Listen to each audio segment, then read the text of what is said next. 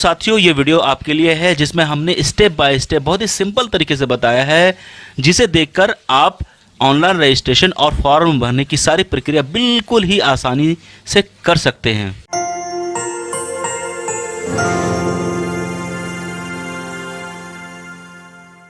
सबसे पहले आपको EduDel की जो लिंक है वो मैं दे दूंगा इस डिस्क्रिप्शन में, वहाँ पे जाके लॉगिन करनी है और आप जैसे लॉगिन करेंगे तो इस मेन स्क्रीन पे आ जाएंगे।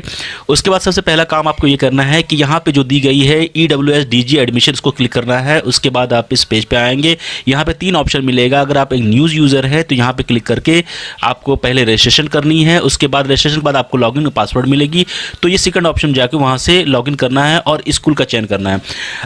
अगर गलती से आप ये फॉर्म नहीं गलत भरा है तो आप थर्ड ऑप्शन का इस्तेमाल करके उसे डिलीट करके फिर से दोबारा फॉर्म भर सकते हैं। दोस्तों चलिए हम स्टार्ट करते हैं। सबसे पहले हम कक्षा जो जिस क्लास के लिए अप्लाई कर रहे हैं उसको सेलेक्ट करना है, यानी हम चलिए क्लास 1 करते हैं।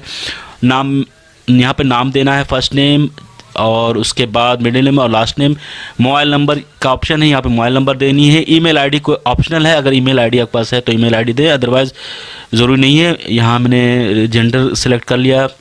उसके बाद हम चलते हैं, बच्चे का डेट ऑफ बर्थ क्या है वो डेट ऑफ बर्थ आपको सही से भरना है, जैसे कि यहाँ पे मैं ये डेट ऑफ बर्थ दे देता हूँ। उसके बाद आप जाएंगे कि बर्थ जो बच्चे की जन्म है उसका क्या प्रूफ है, तो बर्थ सर्टिफिकेट यहाँ दे देते हैं। यहाँ पे टोटल इनकम 90,000 से कम होनी चाहिए।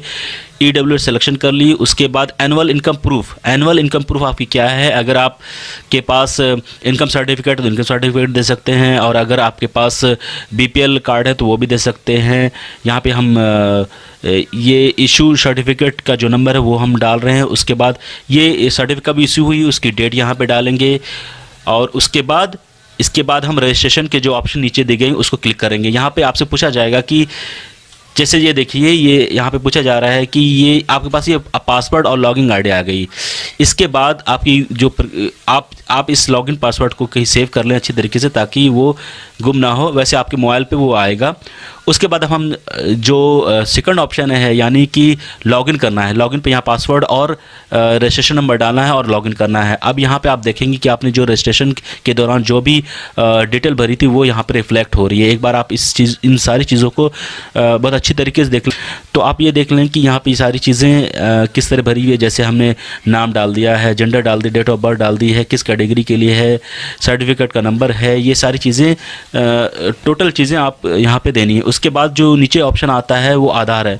अगर बच्चे का आधार है तो आधार कार्ड नंबर यहाँ पे आपको मेंशन करना होगा, और अगर आधार कार्ड नहीं है तो इनरोलमेंट नंबर अगर तो वहाँ पे फिल करना है। दोस्तों चलिए हम पेरेंट्स डिटेल और गार्जियन डिटेल में चलते हैं। इसमें हम चलिए फादर का नाम डाल देते हैं। फादर का नाम मान लीजिए अतीक है, तो यहाँ पे उनके फादर का नाम डालेंगे। उसके बाद उसके बगल में आप देख रहे हैं कि उनका मोबाइल नंबर होना चाहिए, मोबाइल नंबर डाल देते हैं। उसके बाद फादर का आधार नंबर होना चाहिए, और उसके बाद का जो ऑप्शन है प्रोफेशन क्या है, प्राइवेट जॉब है या उनका अपना कोई जॉब है या फिर गवर्नमेंट एम्प्लॉय है, जो भी वाट एवर, उसमें उसका सिलेक्शन करके वहाँ पे फिल करना है। दोस्तों इस प्रक्रिया ये करने के बाद अब आपको एड्रेस, जो आपका जो रेसिडेंशियल एड्रेस है उस रेसिडेंशियल एड्रेस को फिल करना है। यहाँ पे ये एड्रेस यहाँ पे हमने ऑलरेडी अभी फिल कर दी है, जो इनका खजूरी का एड्रेस है। उसके बाद असेंबली यानी विधानसभा कि किस एरिया में आता है, ये खजूरी ये आता है, अगर हम गलत नहीं है तो ये करावल नगर में आता है, तो हम ये करावल नगर सेलेक्ट करेंगे। उसके बाद करावल नगर सेलेक्ट करने के बाद ये करावल नगर सेलेक्ट करने के बाद रेसिडेंशियल एरिया के डेटा किस में आता है, तो सोनिया विहार राजीव नगर ब्लॉक सी में आता है। उसके बाद हम पिन नंबर देंगे। पिन नंबर बिल्कुल सही देना ज़रूरी है दोस्तों। तो यहाँ पे 11 जो भी इनका पिन नंबर है, लाइक मैं बताता हूँ, पिन नंबर 110094। उसके बाद रेसिडेंशियल प्रूफ में आपको क्या देना है, बहुत सारे ऑप्शन है। राशन कार्ड दे सकते हैं, डोमिसाइल सर्टिफिकेट दे सकते हैं, voter I card, Aadhaar card, passport वगैरह दे सकते हो। इसमें से कोई भी हम सेलेक्ट कर लेते। चलिए आधार कार्ड सेलेक्ट कर लेते हैं। उसके बाद आगे की प्रक्रिया करनी है, यानी ये रजिस्ट्रेशन का काम आपका कंप्लीट हो गया। अब जो नेक्स्ट एक बार आप प्रीव्यू देख लें कि आपने क्या क्या फिल किया है, एक बार सारी चीज़ें आपको प्रीव्यू में आ जाएगी, उसे पूरी तरीके से अच्छे से देख लें। बिफोर सबमिशन आप इनको अच्छी तरह देख लें, अगर कहीं गलती है तो आप अभी चेंज कर सकते हैं। So now if it is all these are correct, तो अब आप आगे बढ़ सकते हैं। तो सबमिट का ऑप्शन है यहाँ पे, इसको सबमिट करें। यहाँ पे लिखा आ रहा है कि अगर आपको सबमिट करने के बाद कोई एडिट नहीं कर सकते, तो एडिशन का भी ऑप्शन आप एडिट कर चेंज कर सकते हैं बिफोर सबमिशन। सबमिशन के बाद ये देख सकते हैं आपकी information has been successfully submitted. अब आपको स्टेप 2 में जाना है, जहाँ पे आपको स्कूल का सिलेक्शन करना है। याद रहे स्टेप 2 में 0 से 1 किलोमीटर तक में जितने स्कूल हैं उसका सिलेक्शन करना है, जो आपके नियरेस्ट है। आप ये जब आप ये फिल करेंगे तो आपकी ये स्कूल की डिटेल्स आएगी, स्कूल जो आपके नियरेस्ट है, आप जहाँ पे रहते हैं आपको पता ही वो कौन सा स्कूल है। और ये आप देख सकते हैं कि स्कूल आईडी है, उसका स्कूल नाम है और नंबर ऑफ़ सीट्स ये भी आपकी दी गई है, राइट साइड में आप देख सकते हैं। उसके बाद राइट साइड में ब्लू रंग का एक बॉक्स नज़र आ रहा है जिसमें ऐड लिखा है। तो आपको जिस स्कूल को ऐड करना है तो यहाँ पे ऐड बटन आपको क्लिक करते जाना है, जैसे मैं कर रहा हूँ। ये देखिए, ये फटाफट करते जाना है आपको।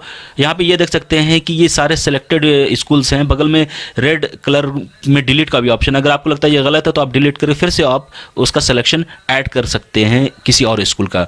सो दोस्तों, इस तरह से हमने स्टेप 2 कंप्लीट कर लिया। उसी तरह स्टेप 3 में जाना है। स्टेप 3 में जहाँ पे स्टेप 2 में 0 से लेके 1 किलोमीटर था, उसके बाद स्टेप 3 में 1 से लेके 3 किलोमीटर के अंडर में जितने स्कूल आते हैं वहाँ पे आपको स्कूल का चयन करना है। तो दोस्तों, सो फिर हम चलते हैं 1 से लेकर 3 किलोमीटर के अंदर में जितने स्कूल हैं उसका चयन कर लेते हैं। उसी तरीके प्रक्रिया बिल्कुल सेम है, आपको ऐड करते जाना है। जो आपको आपका स्कूल लगता है उसे ऐड करते जाइए, इसी तरह आपको ऐड करते जाना है। और नीचे ऐड करने के बाद आप देखेंगे कि ये यहाँ पे सारे ऐड हो गए हैं और आप डिलीट करें फिर से ऐड कर सकते हैं, ये भी ऑप्शन है इसमें। उसके बाद हम चलते हैं स्टेप 4 में, जहाँ पे 3 से 6 किलोमीटर की रेंज में जितने स्कूल आते हैं उनका चयन करना है दोस्तों। तो चलते हैं, इसमें भी उसी तरह करना है, आपको ऐड करते जाना है। जो स्कूल आपको सही लग रहा है, जो लग रहा है कि जो स्कूल अच्छी है, उस स्कूल में आप ऐड कर सकते हैं। और ऐड करने के बाद हम चलते हैं स्टेप 5 में, जहाँ पे 6 किलोमीटर के अंदर जो भी स्कूल आ रही है वो है। तो अब हम इसमें भी 1-2 स्कूल चलिए ले लेते हैं, एक स्कूल हम ऐड कर लेते हैं।